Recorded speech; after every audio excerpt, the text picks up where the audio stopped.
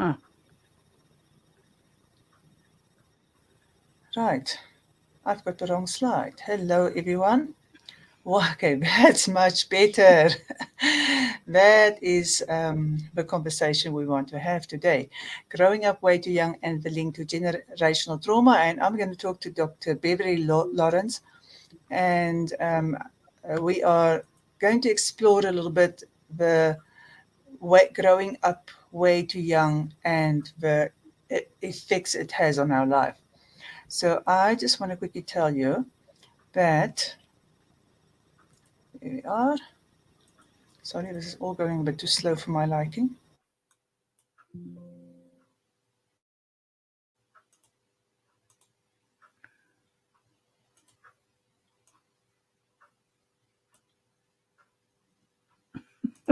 She's the host of she's the host of a Holistic Transformation and Healing Mastery Summit. Yes, you know, technology, things will go wrong. So Dr. Beverley's passion is to help people with complex chronic conditions return to and maintain optimal health. And I mean, I just love this so much. And she does this through her Dancing Bear Healing Center. And many of you may know that I've struggled for a very long time with chronic conditions.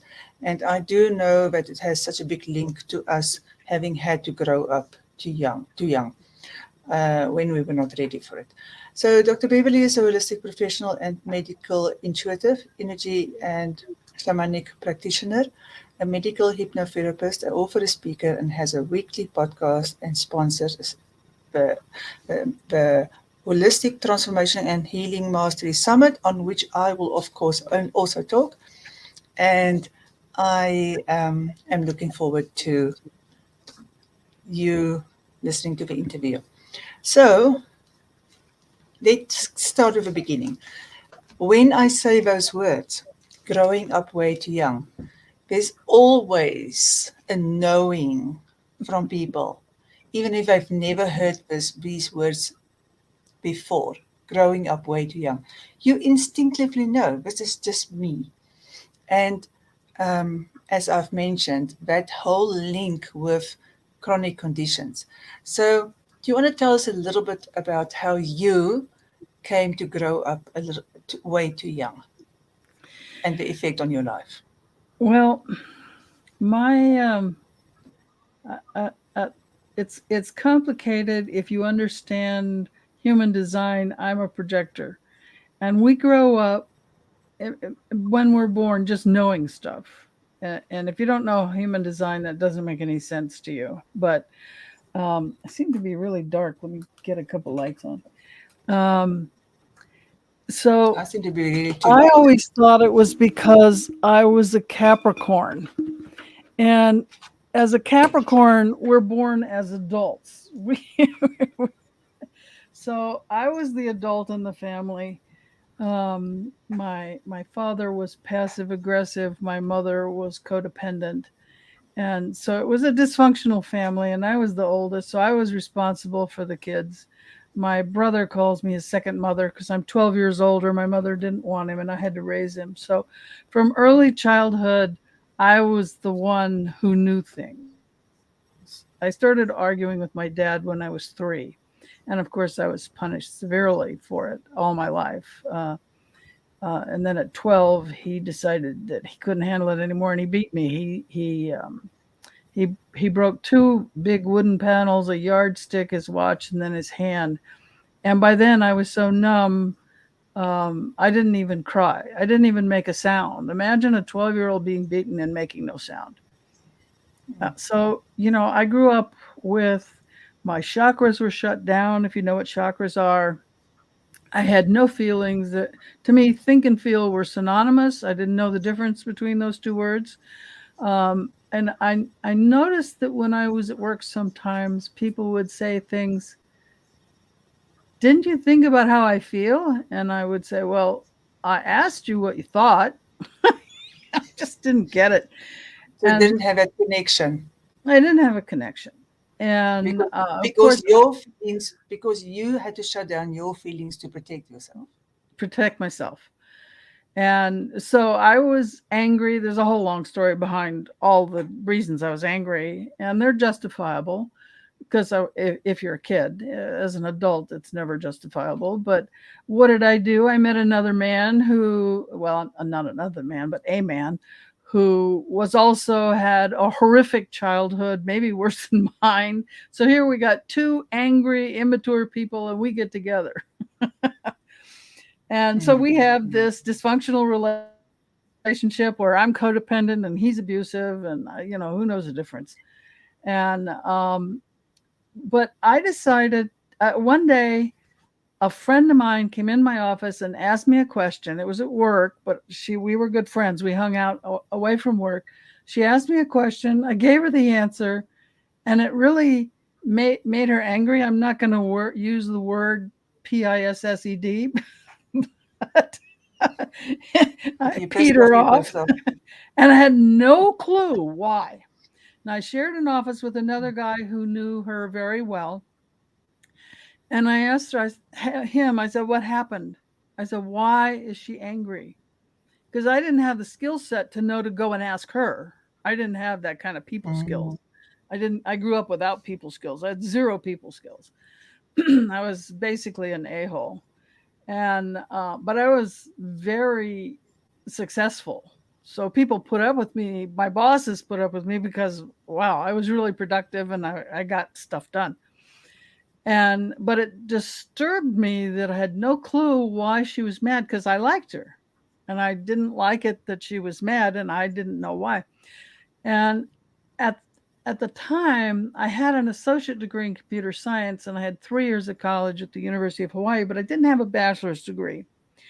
And I thought, I'm going to go get a degree, and I'm not going to get a degree in computer science because I already teach classes in computer science. I don't need to know more about computers because I'm a total geek. I'm Okay, going no, to go. wait, Beverly, before you go anywhere, I need to know, did you ever find out why she was pissed off at you? Yeah, yeah. Okay, you have to tell Um, us. she asked a question, and I was very literal. Okay, I took everything literal. There was no hidden meaning. I was direct. I was honest. There was no subtlety.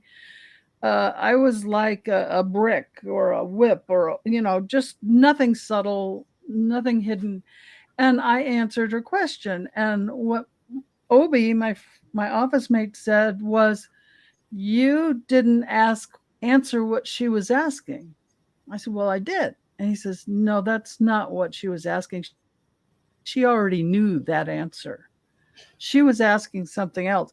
That was my first clue that people don't say what they mean, and they don't ask what they really need to know. I mean, I was clueless, completely clueless. Awesome. So I Awesome. went, my first bachelor's degree, I have 8 degrees, but my first bachelor's degree was human relations and organizational behavior, because I needed, number one, to learn how to write, because I knew I was going to end up a manager and I didn't know how to write. I was terrible at writing things. And I had no clue how to communicate with people. And I figured if I got this degree in human relations, well, I had a teacher that just wouldn't give up on me. I mean, I worked with this guy for a year. I had him for several classes. And every time I wrote a paper, he'd sit down with me, Beverly, blah, blah, blah, blah. And one day he hit the nail on the head. He said, it doesn't matter how technically correct or good what you write is if no one wants to read it. And I went, oh, you mean I have to write for the audience and not be technically correct? Oh my goodness gracious. I mean, this was a major revelation. And I started to change because I, I didn't feel yet. I still didn't feel, but I learned how to communicate with people without offending them. And that was my goal, was I, not to I, make I people just mad want all to the time. I just want to show you something. Um, this is so relevant because this is one of the books that I wrote and had co-authors for last year. Talk, Trust, Feel, which is exactly what you're talking about now, which is where we get to when we start healing from adult child syndrome when we have to grow up to young. we get to the point that we've got to learn how to Yeah. talk and how to trust and how to feel. It's exactly what you're describing. I Yeah. love this. Well, I should have had absolutely. you. You should have contributed to this book, but it's not too late. Okay, all right, continue your story. It's fascinating. Yeah. Before you So continue, I need to just double check quickly with the audience here. If anybody can let me know if your sound is clear. On my side, it's breaking up a tiny little bit, so I just quickly want to check if somebody can put in a post for me. I want to check this. If somebody can let me know if the sound is clear on that side. Let me just check quickly. yeah, the connection's not very good because I've been able to get a good background in StreamYard before, so I don't know why I've got this terrible background because otherwise it's just my green screen. No, And don't worry. Okay, thanks for letting me know, Linda. I appreciate that. She says the sound is clear, so it's perfect. okay, good. And I also want to say thank you to Annalise for the thumbs up. We love the thumbs ups. Keep it going and also keep the comments and the questions going. If you have any questions to ask, you resonate, give us a heart because I know this resonates with a lot of people. Okay, so fascinating story Okay. interrupted. Carry on. So I learned how to talk to people without getting them angry. And this, I was a project manager at the time. I wasn't yet a manager, but I was told I would become a manager. So this changed my relationships at work, but my relationship with my husband, because I'm growing and he's here and I'm changing. And you can't do that. You have to both change or it doesn't work. And so You I, know, I went to a psychologist probably 20 years ago with exactly the same problem. I said to her, I am growing and my husband's not growing and it concerns me. Can you help us, please? Mhm. And she ended up just saying that I'm a controlling person and she didn't help us at all. Oh, that's no And good.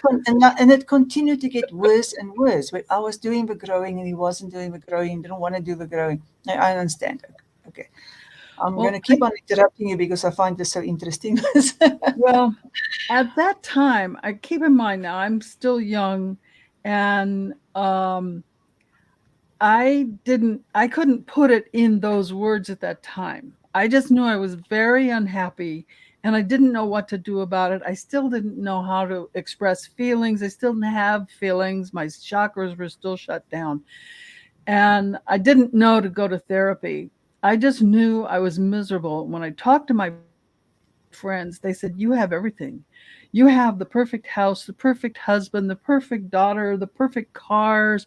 I mean, we had a 4,400 square foot house up in the mountains in Silicon Valley. We had a Porsche and a BMW and a truck. And I mean, I was a millionaire and I was really living it up, but I was miserable. And it's like, why am I so unhappy? And I started driving to work crying, and I said, if I go to work crying one more time, I'm going to go see a therapist because I was desperate. I didn't know what to do. So I did. I went to see a therapist, and there's another whole long story I'm not going to go into. But what happened was I got sick. So if you have a lot of stress and you don't deal with it, you're going to get sick. And I don't care. And I was so sick. It took me 3 years to get divorced because he didn't want the divorce. It took a crooked lawyer to finally get me divorced. So I was under all this stress and I started getting sick. And no matter what I did, I was just getting worse and worse. And the doctors didn't listen. I got fed up with Western medicine. I kept going into anaphylactic shock. By now, I've had 5 near death experiences. Um, and I went to this doctor. He was a gynecologist. I didn't really need a gynecologist because I had a hysterectomy, but I knew him and I trusted him. And I said, "What is wrong? I don't know what to do." Because I'd gone to an allergist. I'd spent an hour with her and she said, "I can't help you." It's like, "You can't help me?" But the emergency room doctor said I needed an allergist. So I'm really desperate. I mean, truly desperate. And this doctor, Bradstrup, that I really trusted, said, "You need to meditate." Well, I was an atheist. Long story about how that happened as a kid. Again, reading the Bible, taking it literally, I became an atheist because I saw through stuff. And so I thought, well, Okay, well, I'm a geek and a researcher. So what did I do? I got a book. I started reading. This is back when people read books. I read a book and I talked to people and I found this place where you could go and pay them some money and they teach you how to meditate. And, within 2 months, my life changes in an instant because now I have this intimate experience with the divine. Another long haul story we won't go into, but I know there's a God, and I know who I am, where I came from, my purpose on earth. I mean, it was like, this flood of information came through in a second.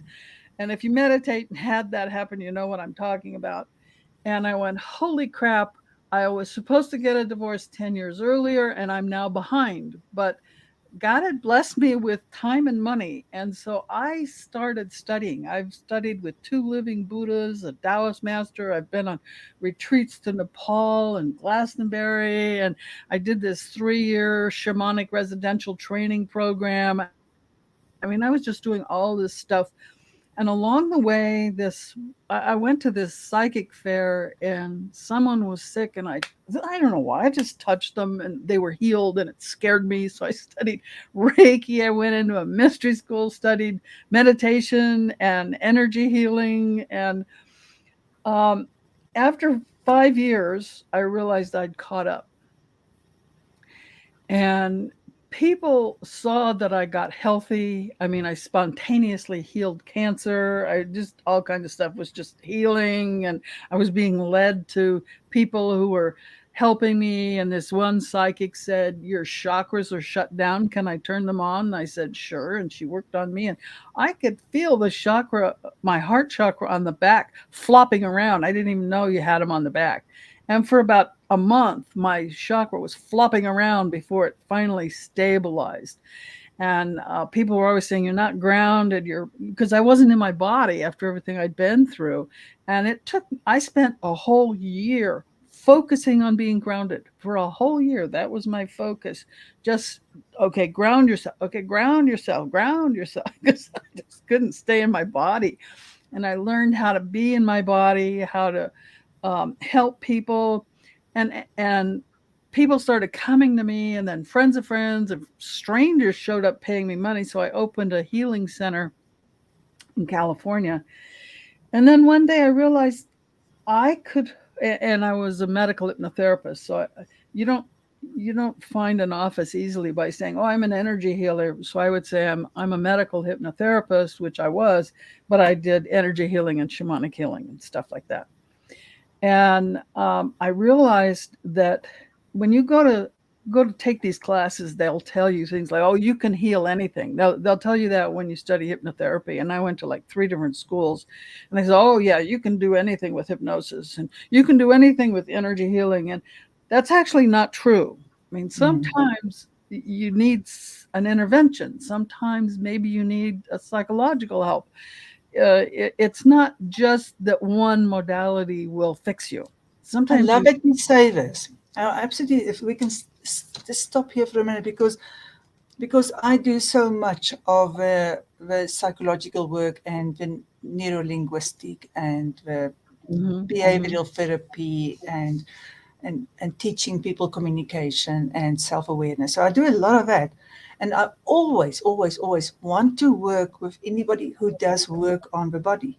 And also I'm really love sending people to a hypnotherapist, but also mhm, me, but mhm, not instead of the work. Because if you just do it instead of the work, then you don't do the real mhm, work inside that is mhm, going mhm, to change the rest of your life. You just got to do mhm, all of it. mhm, And I mhm, think there's something which I also found fascinating, which you just said, which is when you spend that whole year focusing on yourself, you focus on grounding, but the main thing is you spend a whole year focusing on yourself.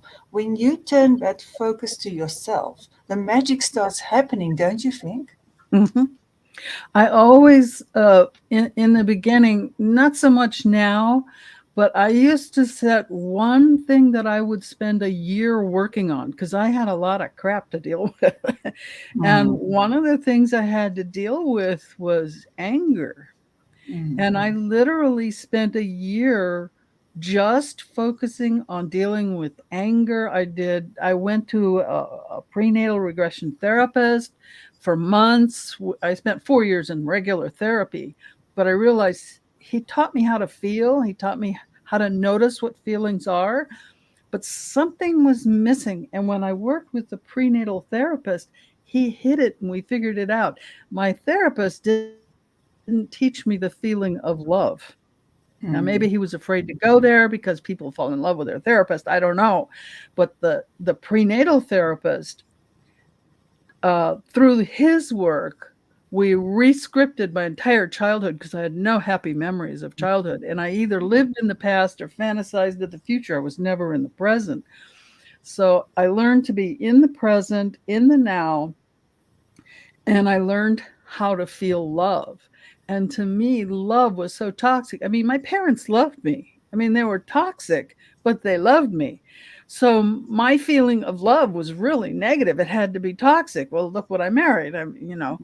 Um, so I had to clear that, and it was so scary for me.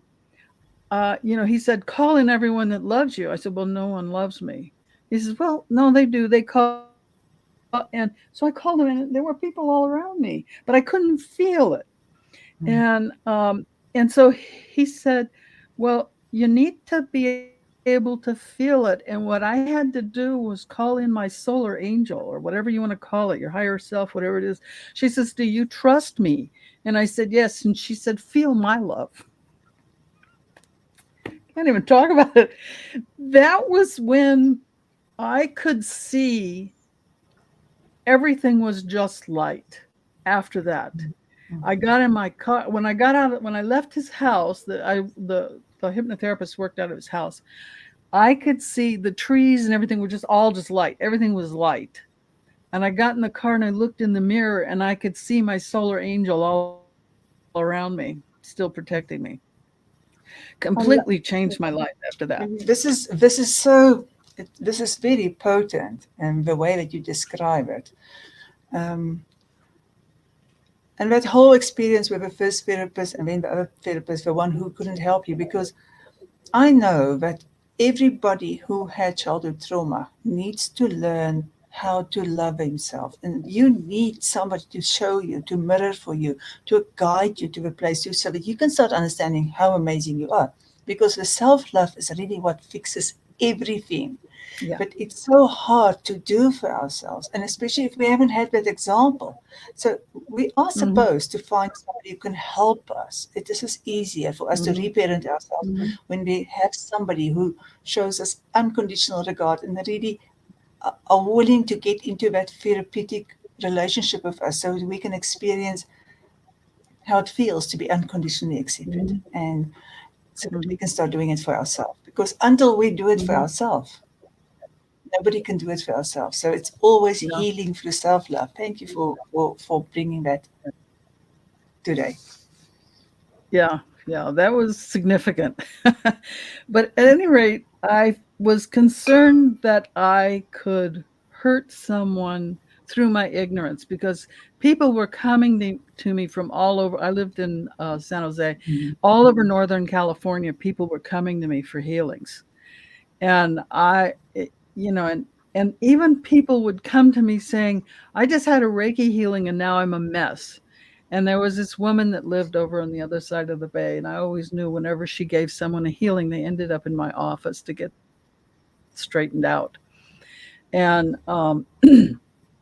so I was concerned, well, what if I'm hurting people and don't know it? So that's when I decided to go to medical school. So I moved to Arizona, I went to naturopathic medical school, fell in love with acupuncture, didn't like their program. So I'm going to two medical schools now. I'm going to naturopathic and I'm going to acupuncture school at the same time. And I was getting a little stressed out and realized I was going to be like $350,000 in debt going to two. So after 3 years of naturopathic school, I actually dropped out and I finished and became an acupuncturist. And then I opened my healing center. And I did that for many, many years, teaching spirituality in the lobby to workshops. And then, of course, COVID came along and shut me down. But in the meantime, I went back to that naturopathic medical school and I taught there for over 5 years because I wanted to help improve their acupuncture program. And then I went online and I thought, what am I going to do? And I said, well, I've been teaching all these workshops for decades since the 90s. I'm really big on meditation because that's what changed my life. But I realized that people need to know how to heal. And if you heal at the spiritual level, it ripples down. Now, sometimes you need an intervention at the bottom. You need to, you break your leg or whatever. You need an intervention to work up. But it's like cancer and a lot of diseases and chronic conditions people get. If you only work from the bottom up, you will never fully heal it, and it will always come back. That's why people get cancer over and over, because it's unresolved, very deep anger. So if you work from the top down, you get in touch with your soul, your higher self, whatever you want to call that, and work down to the mental and the emotional, the physical just heals itself. You have these the cancer I had just spontaneously went away. When I went to the doctor, the cancer doctor looked at me and he says, "I don't understand it. Your cancer is going away." Mm. I said, and I knew it was going away because all the pain had gone away. And that was on a shamanic journey that I went on. And that's when I learned the power of self healing. But sometimes you need help. Now, even as an acupuncturist, I don't just I refer people to chiropractors. Sometimes I refer people to Western medicine. Sometimes you need that Twice I've told a patient, run, don't walk, go right now. And in both cases, they were in surgery within a week.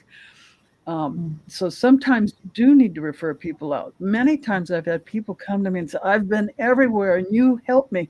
What they don't realize is all those different modalities you did helped. You Yeah, can't heal with one I modality. completely agree with you. Yeah, it's really is. You know, I have all this knowledge on how to work with the inner child and how to be present and experience pain and work Mhm, through trauma and change my outlook so that I mhm, don't get stuck somewhere. I mhm, know how to do all of that, but the body still holds on to stuff, to mhm, generational trauma, which I am talking about mhm, on your summit. mhm, And and so those effects of generational trauma, sometimes people have no even idea where it comes from. And and then your own childhood trauma and then your adult traumas, all of those, unless you learn how to release it, and you can release it cognitively, you can release it with hypnotherapy, but your body still has to resolve it. And I have had so many food intolerances and thyroid cysts mhm, mhm, mhm, and mhm, migraines for so many years. And in this last mhm, year, I started going to an amazing woman, um, Sandra, local woman, who I went every single week for a massage, for reflexology, or for kinesiology. And I just kept on going and kept on going every single week. I didn't always know exactly what I wanted to achieve, but I just knew I had to keep on doing it so that I can bring that body work in. And your mhm, body always knows. It releases the mhm, right thing. It tells the skilled therapist what it needs to release at that time. And I am mhm, now, by the time I got to October, November, most of my food intolerances are gone. There are things that I choose not to eat gluten. I choose not to have preservatives. I don't know if those are gone or not. I'm not interested because I don't want to eat that. But I don't have mhm, migraines anymore. It's 20 years of migraines, and I don't have migraines anymore. And just that combination of a cognitive work, a psychological work, the release of a trauma, the body work. And if you mhm, have to go to a medical doctor, you have to go. I've got no problem with that mhm, either. mhm, mhm. So Yeah. it is such a journey, and we have to be willing to embrace all of us, not just be one Mhm, centered and try and do it mhm, ourselves, but actually do mhm. all of this. Well, I find that especially with psychological and emotional stuff, you really need help outside of yourself because you can't see. We have paradigms. It's like a horse with the blinders on. You can't see what's over here. You literally cannot Exactly. see it. Whereas other people, like your friends, they see you as you are. They know that you can't fool them. But most people aren't honest enough to tell you. If you have a friend that'll be Exactly. honest, this is a gift. When someone Mm. says, when you do this, I really don't like it, that is a gift.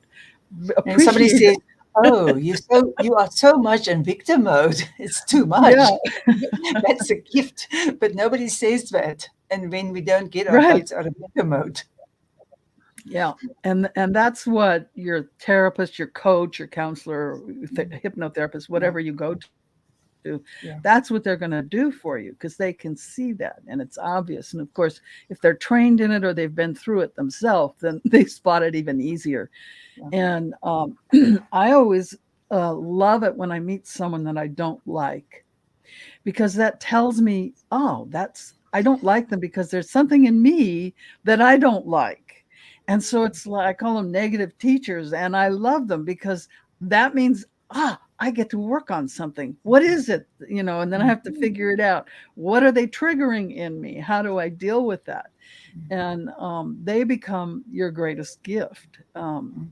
Yeah, it's because true. it's, oh, why is it? And after a while you just started noticing things about people. It's like if you're an ex-smoker and someone smokes, you hate it. Well, after a while you'll learn, okay, why are they smoking? Oh, they have this stress they haven't dealt with. All of a sudden you stop judging them and you find compassion. So after a while, if you live long enough, and I'm old, I've lived a long time, you start to see things completely differently. Mm, Paradigms start disappearing. Your belief systems will change. Oh my gosh, did they change? I think about it, it's like I don't even know who that person was when I was younger, but I've actually gone back and thanked. My dad, my parents are gone, but I've actually thanked, especially my dad, some of the abusive things that he did and said created someone who today I appreciate. And mm, one of the things that happened is he and I had very different values. I was always arguing with him, even as a small child. No, dad, blah, blah, blah. Oh, you're going to take someone else's word for that. I was a geek. I was always in the library reading, and you're going to take the word of what you read in a book or your teacher over me. Yeah. We just didn't get along. But all my life, he yelled at me, think for yourself, think for yourself. And I don't think he realized I was thinking for myself. And today I think for myself. And so I thank him for mm, some of the things that he did because he mm, created someone who was independent. mm, I never believed in the glass ceiling. mm, People today still believe there's a glass ceiling. I never believed in it. I was promoted around my boss to an executive position, reporting directly to the president of a wholly owned subsidiary of Jerry W. So to me, and that was, when did that? The early 90s. Okay. Um, so I don't believe a lot of the paradigms people talk about. I don't believe a lot of the things, oh, this will hold you back. I don't believe anything holds us back but mm, ourselves. mm. And Yeah, granted, it's true. one of the things people don't understand is manifestation. You are not alone, you are part of all of humanity. We manifest together, we create this reality together. But you do create some of your reality completely by your energy, your thinking, your thoughts. And that's why I'm so big on meditation, because the Mm, purpose of mm, meditation is not to no longer have any thoughts, because when you have no longer have any thoughts, you're dead. You have thought. The purpose of meditation is to start noticing what you're thinking and start saying, mm, ooh, because if you think it, you will say it. And that's when I was in therapy and I figured that out, I went, oh my goodness gracious, the things that go on in my head. I have to stop thinking that way. And now when I have the thought that it's not acceptable to me, I go, okay, that is not acceptable thought. You are not going to think like that anymore. I literally talk to my my brain and say, that's not acceptable. And mm. it's So what just you're really talking about is awareness. So because I know when you do meditation, one of the things that you do, that you learn, is that you actually have control over your thoughts and not your thoughts over you. And so then you can Mhm. become this witness of your own life, as Mhm. opposed to Mhm. being just a participant who's being swept along Or a by your victim. subconscious. Yeah. Yeah. And I Yeah, think we're so. not I victims. mean, yeah, there's so many blessings from what happened to us in the hardest things that happens to us. And sometimes we Mhm. do need those hard things to happen to Mhm. us so that Mhm. we can wake Mhm. up. And that example of your dad saying, think for yourself. So I know that you are also very focused and keen on helping as many people as possible. And I know for that reason, you're creating these summits where you Mhm. get a whole lot of amazing people on, and then Mhm. they come and share their gifts and their knowledge and their lessons and their hardships, and they come with this wisdom and a lot of gifts. I know there's a lot of gifts and paid programs, which is part um, of the summit, which people can get for a ridiculous amount of nearly nothing. And but it's all that desire, once you understand that there's perfect peace and that you can Mhm. heal from all of this and your body can heal from it, that Mhm. really is the driver. Mhm. Well, I'm not I don't have the kind of energy. I'm an empath and I am sensitive even to earth energy. This last week there's been so much going on that I've had times I had to shut down. So I can't be like a Tony Robbins out there and hey, I'm going to help all you thousands of people. But I'm a geek, okay? And I'm very technically savvy. So I do the summits, I do everything. I make the website, I do all the technology, I do everything. And it's fun. And what I'm doing is I'm helping people who are helping people. So if Mm. I have like there's 27 speakers, not including me, there's 26 speakers, but 29 talks. So anybody that got help by being at the summit, I helped them.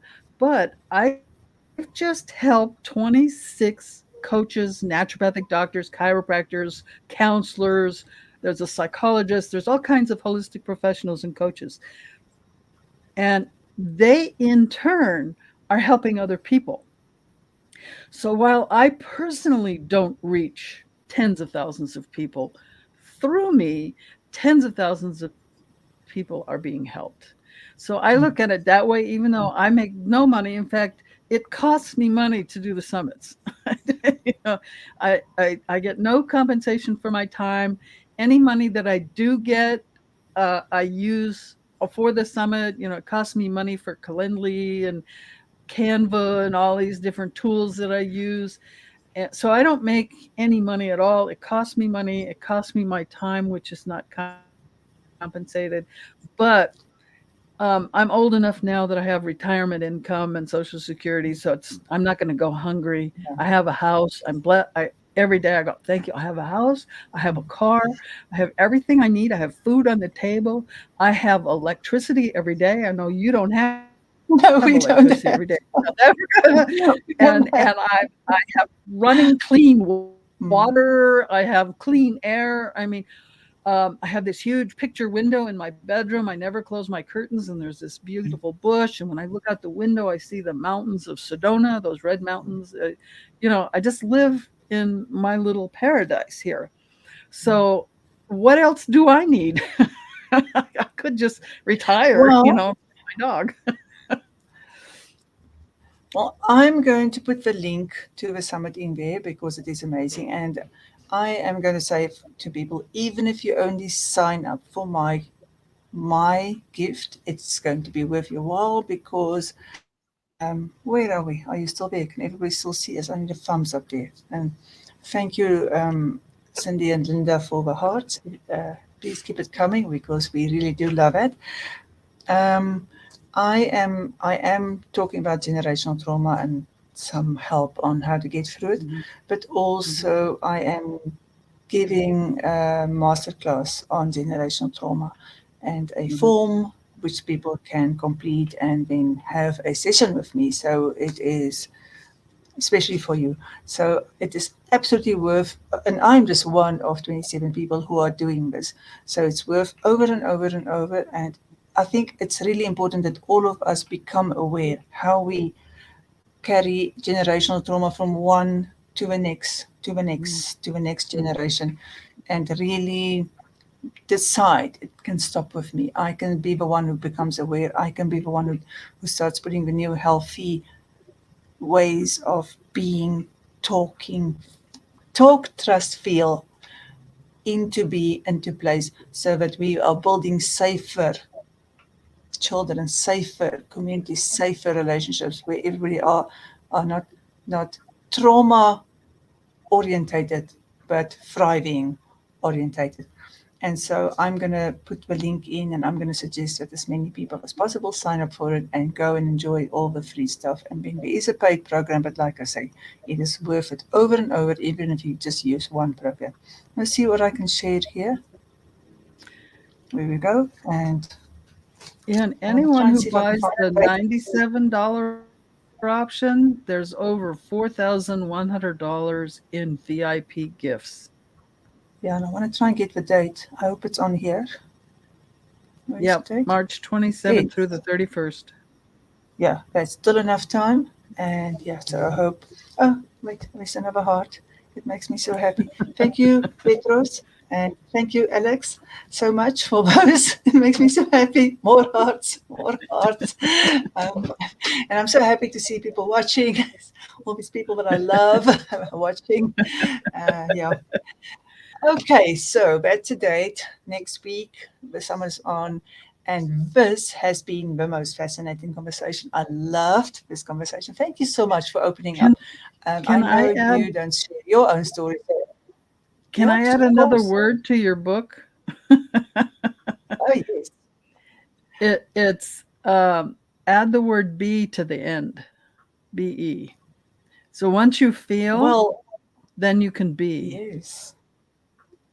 Well, let's continue talking about this because book four is not out yet. I have Ah, people who are willing and ready to collaborate on it, but book four is not out yet because I simply don't feel the title yet. So I'm looking for it. I do know, we need the self love, but you're right to get to the place where we can be where and we can be. be. Yeah, Yeah.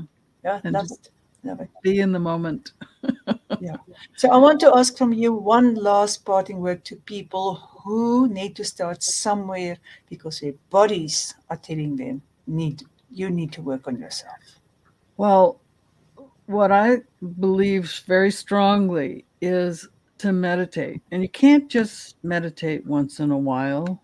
You have to meditate every day.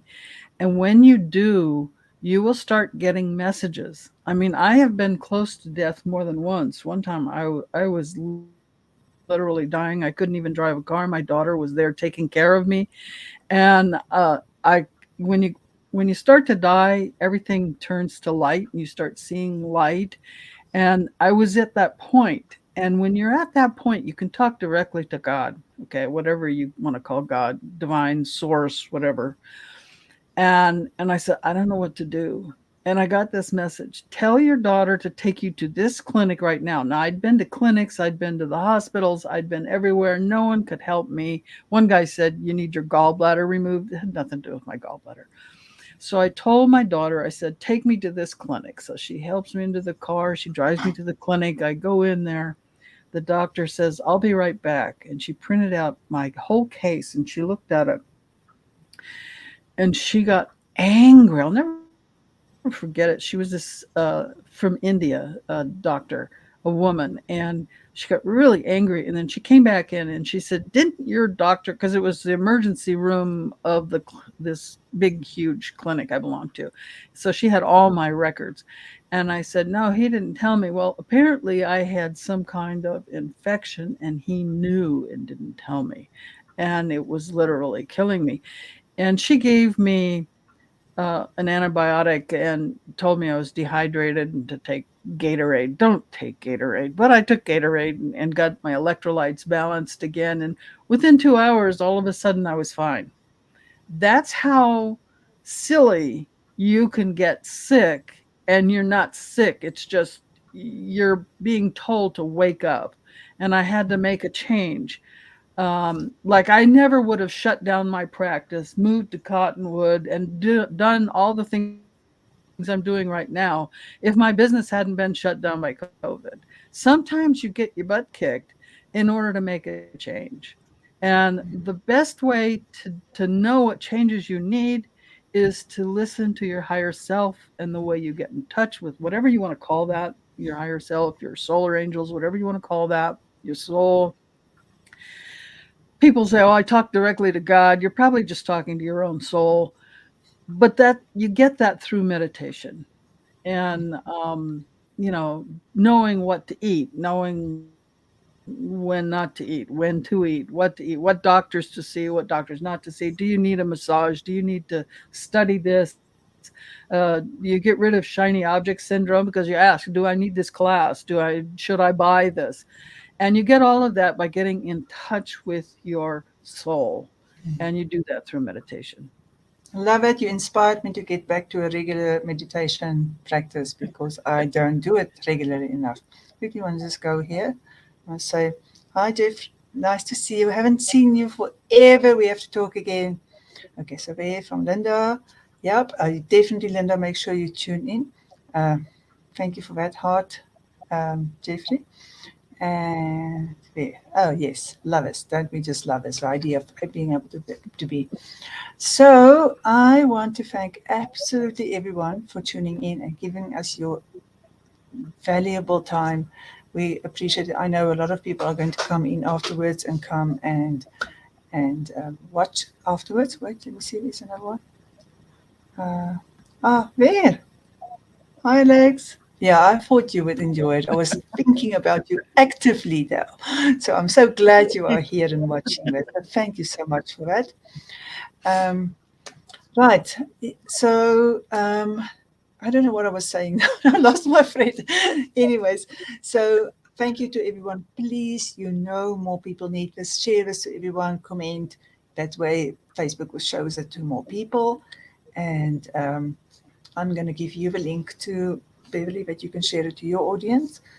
And just keep on coming back. And in my newsletters, you will get the link to the summit, but also we are going to put it into the comments. I think that's the Well, whole story, right? That's what we need to say to everyone. based on what one person said, hope she had time to tune in. You have 72 hours to watch each day's speakers. So it doesn't matter what time zone you're in, you have time to watch it on your schedule. So each day's speaker is available for Yeah, 3 days, I, basically. yeah, that's amazing. That's absolutely amazing. Okay, so thank you all for coming. Thank you for having this beautiful, brave, open conversation with me, and you're very inspiring. And much love to you and to everyone. And see you again next week. Next week it will be Tiny Seeds, but also next week is the summit. So much love to you. Till next time.